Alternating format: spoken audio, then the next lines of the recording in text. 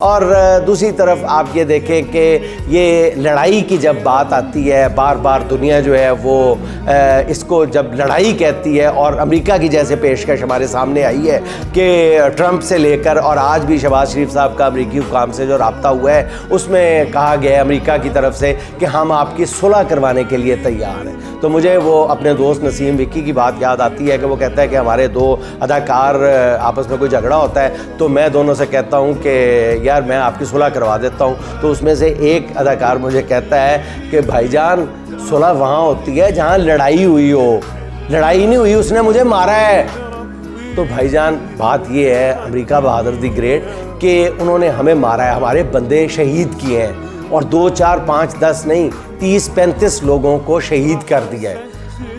इसलिए लड़ाई में ये कोई लड़ाई नहीं है, ये हमला है। अभी तक उन्होंने हम पे हमला किया, हमने कुछ नहीं अभी तक किया।